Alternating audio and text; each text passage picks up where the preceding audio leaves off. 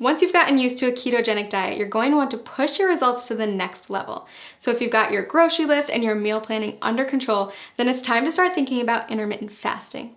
And okay, before you press pause at the dreaded fasting word, hear me out. Intermittent fasting, also known as IF, is one of today's hottest topics in the diet and wellness communities. And for good reason. If you do it correctly, IF can be an insanely powerful tool for accelerating fat loss and breaking through frustrating weight loss plateaus. Now, it's not essential that you commit to IF while on keto. If the idea of it makes you want to throw your keto diet out the window, then it isn't for you. But if you're up for another adjustment with the potential to ramp up your weight loss and turn you into a fat burning machine, then keep watching. IF basically boils down to two terms, feeding and fasting. You're in a feeding state when you're eating, and all the times in between, you're fasting. Easy, right?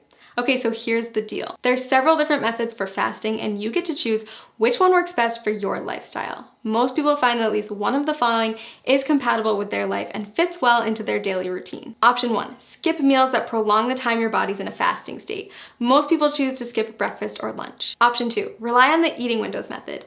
This approach involves eating between a 4 and 7 hour window every day and fasting for the rest of it. Option 3, not for the faint of heart. Your third choice is to commit to a 24 to 48 hour cleanse. It's more of an extended fast, and I don't recommend it if you're just getting started with IF. So how do you know which option is best? If you're just getting started with fasting, option 2 is probably the way to go. We found that restricting yourself to specific eating windows tends to work well for new fasters. For example, tons of people have tremendous success only eating between 5 and 11 p.m. And don't forget that the time you spend asleep will account for a chunk of that time. Let's take a closer look at how it works. Say you finish eating at 6 p.m. and start eating again at noon the next day. That means you fasted for 18 hours and eaten for 6. In other words, you've achieved an 18-6 window. If you finish eating as early as 5 p.m. and don't eat again until noon the next day, then you've fasted for 19 hours and eaten for 5, or you've achieved a 19-5 window. You don't have to adhere to IF every day. You can try it out once a week at first, listen to your body, and then add in more IF days over time. So why does IF work anyway? The first and simplest reason is that our bodies can only take in so much food at a time. If you're someone who struggles with overeating or snacking out of boredom, IF can help to drastically cut those extra calories and keep you within your limits for weight loss. When your body's in a fasting state, it will begin to break down stored fat to use as energy. So if you're following a ketogenic diet, your body is already mimicking a fasting state since it's relying on fat, not glucose, as its main source of fuel. Just make sure that you're still hitting your daily macros and getting enough fat when you're in your eating window. If this sounds overwhelming, don't worry. We've got a tool that builds intermittent fasting into a keto diet regimen customized for your needs and goals.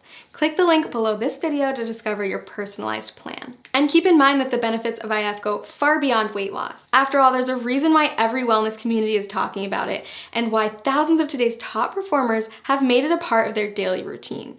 People who practice fasting on a regular basis reap tremendous health benefits in many areas, not just by turning their bodies into maximum fat-burning machines. Nobel Prize winner Yoshinari Asumi discovered that fasting can trigger autophagy, which is essentially a deep cleaning process for your cells. Autophagy helps to stop the aging process, reverse disease, and prevent cancer. It's basically the body's way of cleaning out cells by recycling non-essential components like damaged proteins and getting rid of invading microorganisms and toxic compounds. Like most complex mechanisms, your body needs a break from feeding, so it can focus on performing these other functions instead. Not only does fasting trigger autophagy, it also increases the number of ketones in your bloodstream more than a keto diet alone will do. When you start practicing IF, you may find yourself more focused than usual. That's because your body is running on ultra premium fuel. If you're on keto, you may have already experienced this heightened mental clarity. So consider adding IF to your routine, a way to get more bang for your buck, so to speak. Lots of people ask me if they can do IF if they're avid exercisers. If that's you, don't worry. Countless studies have shown that intermittent fasting is compatible with fitness routines and can even result in higher metabolic adaptations, improved muscle synthesis, and even better response to post-workout meals. So is IF right for you? If you're not afraid to change it up, burn more fat, focus better, and improve overall health, then I say give it a try. I've honestly never seen as much success as I do with people who combine a ketogenic diet with an IF lifestyle. It's truly the holy grail of weight loss and optimum health. Click the link below this video to create your own customized keto diet plan where you can easily add intermittent fasting into your daily routine.